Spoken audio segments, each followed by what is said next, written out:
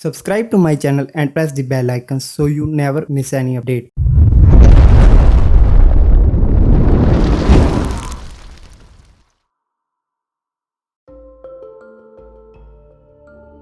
बीते एक लंबे वक्त से कुछ बाहरी शक्तियां भारत और उसकी साइंटिफिक ऑर्गेनाइजेशंस को रोकने की कोशिश कर रही हैं।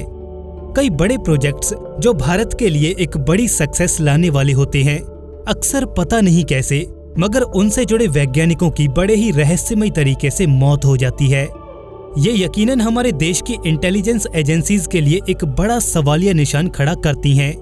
चाहे वो भारतीय न्यूक्लियर प्रोग्राम के जनक कहे जाने वाले होमी जे भाभा का अचानक से प्लेन क्रैश में मारे जाना हो, या फिर नंबी नारायणन जैसे वरिष्ठ इसरो वैज्ञानिक का एक झूठे केस में फंसाया जाना हो।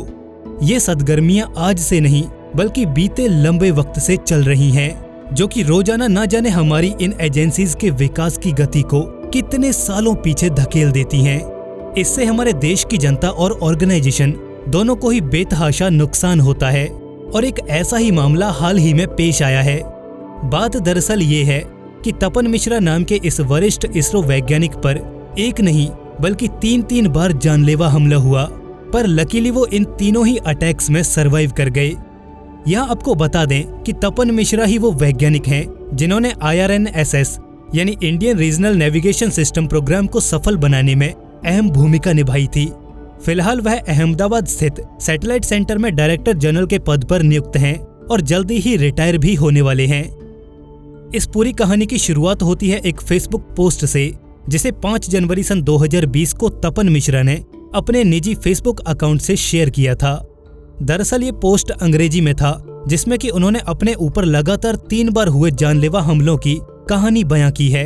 साथ ही सबूतों के तौर पर एम्स अस्पताल के डायग्नोसिस रिपोर्ट्स और शरीर में आर्सेनिक के चले जाने की वजह से स्किन पर हुए रिएक्शंस की तस्वीरें भी साझा की। हालांकि न्यूज एजेंसी ANI से बातचीत के दौरान तपन मिश्रा ने यह बताया कि वो आर्सेनिक अटैक उनकी जान भी ले सकता था, मगर सतर्क इंटेलिजेंस और सही वक्त पर मिले इलाज ने उनकी जान बचा ली। और तो और क्योंकि तपन मिश्रा एक कैंसर सर्वाइवर भी हैं, जिस वजह से पहले भी उनकी कई सर्जरीज और ऑपरेशन हुए थे, इसलिए काफी हद तक उनका शरीर पॉइजन रेजिस्टिव बन गया है और इसलिए वो आर्सेनिक अटैक को झेल पाए। आर्सेनिक एक ऐसा पॉइजनस एलिमेंट है जो कि ऑर्डरलेस और कलरलेस होता है, जिस कारण इसे डिटेक्ट कर पाना बेहद ही ज्यादा मुश्किल हो जाता है। एक बार जब ये इंसान के शरीर में पहुंच जाता है तो ये सबसे पहले ब्लड में RBC यानी कि रेड ब्लड कॉर्पुसेल्स में मौजूद हीमोग्लोबिन को खत्म कर देता है, और यही हीमोग्लोबिन हार्ट समेत कई और ऑर्गन्स तक ऑक्सीजन पहुंचाता है। एक बार जब RBCs खत्म होना शुरू होते हैं तो शरीर में ऑक्सीजन की मात्रा तेजी से गिरने लगती है और इसका सबसे पहला असर स्किन पर नजर आता है, और फाइनली आर्सेनिक लेने के 1.5 घंटे के अंदर अंदर हार्ट अटैक से सब्जेक्ट की डेथ हो जाती है। इंटेलिजेंस और स्पाइंग की दुनिया में आर्सेनिक मोस्ट फेवरेबल पॉइजन माना जाता है, क्योंकि इसकी बहुत थोड़ी मात्रा ही किसी को मौत के घाट उतारने के लिए काफी होती है, और ऊपर से इसका अनडिटेक्टेबल होना जांच करते वक्त फॉरेंसिक टीम के लिए सबसे बड़ा फ्लॉ है, जिससे कि ये पोस्टमार्टम में भी सामने नहीं आता और सब्जेक्ट की हार्ट अटैक से मौत हो जाती है और सबको यही लगता है कि ये एक नेचुरल डेथ थी। सिर्फ तपन मिश्रा ही नहीं बल्कि देश को विज्ञान के क्षेत्र में बड़ी बड़ी उपलब्धियां हासिल करवाने का दम रखने वाले कई वैज्ञानिकों को इसी तरह से हर साल मौत के घाट उतार दिया जाता है। होमी जहांगीर भाभा के बारे में तो आप जानते ही होंगे। उन्हें father of Indian nuclear programme के नाम से भी जाना जाता है। दरअसल 4 जनवरी सन 1966 को उन्होंने दिल्ली स्थित PMO को एक चिट्ठी लिखी, जिसमें कि उन्होंने एक सरकारी आदेश की मांग की थी। उन्होंने ये कहा कि अगर उन्हें इजाजत दी जाए तो महज 18 महीनों के अंदर अंदर वह देश को खुद का न्यूक्लियर बॉम्ब बनाकर दे सकते हैं। पर PMO में ही काम करने वाले किसी गद्दार को यह बात पसंद नहीं आई और उसने इस बात को लीक कर दिया, और शायद किसी डेवलप्ड न्यूक्लियर पावर कंट्री को ये बात बिल्कुल भी हजम नहीं हुई। 24 जनवरी सन 1966 की एक सुबह जब होमी जहांगीर भाभा ऑस्ट्रिया की राजधानी वियना में हुए एक यूनिडो सम्मेलन में हिस्सा लेने जा रहे थे, तो अचानक ही उनका प्लेन क्रैश हो गया, और इस दुर्घटना में होमी जहांगीर भाभा नहीं रहे। बाद में जांच के बाद स्पष्ट हुआ कि उनके विमान में एक इलेक्ट्रॉनिक डेटोनेटर लगा था और उसी डेटोनेटर में हुए एक ब्लास्ट ने उनके प्लेन को डिसबैलेंस कर दिया था और वो पहाड़ों के बीच जा टकराया। यह घटना इतनी दर्दनाक थी कि इसमें यात्रियों के शव तक बरामद नहीं हुए और इस होनहार वैज्ञानिक की मौत का खामियाजा भारत को अपने न्यूक्लियर बम बनाने के पूरे 10 साल के डिले के साथ चुकाना पड़ा। ये सिलसिला सिर्फ यही नहीं थमा। इसके बाद इसरो यानी कि इंडियन स्पेस रिसर्च ऑर्गेनाइजेशन के फाउंडर डॉक्टर विक्रम साराभाई की मौत भी कुछ ऐसे ही रहस्यमय तरीके से हुई।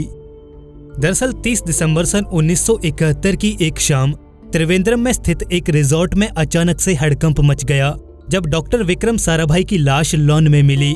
हालांकि उसके बाद फिर इस मौत को एक नेचुरल डेथ की शक्ल दे दी गई। अगर कुछ आंकड़ों की बात करें तो टाइम्स ऑफ इंडिया की एक रिपोर्ट के अनुसार सन 2011 से सन 2015 के बीच 11 न्यूक्लियर साइंटिस्ट की रहस्यमय ढंग से मौत हुई है। वहीं सन 2010 से लेकर अब तक 6 इसरो वैज्ञानिकों ने संदिग्ध परिस्थितियों में अपनी जान गंवा दी। ये आंकड़े बेहद ही चौंकाने वाले हैं और साथ ही डराने वाले भी हैं।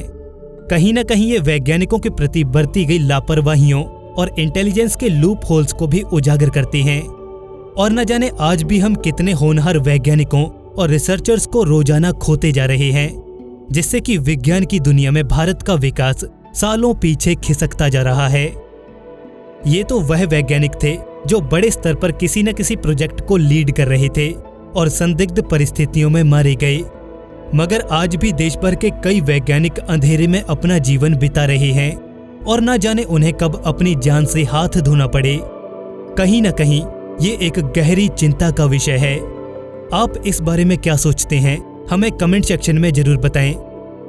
दोस्तों, वीडियो पसंद आए तो वीडियो को लाइक और शेयर जरूर कर दें। ऐसे ही और इन्फॉर्मेटिव वीडियोस को देखने के लिए चैनल को सब्सक्राइब करके बेल नोटिफिकेशन ऑन जरूर कर लें। दोस्तों, मिलते हैं ऐसे ही एक नए इन्फॉर्मेटिव एपिसोड में। तब तक के लिए नमस्कार।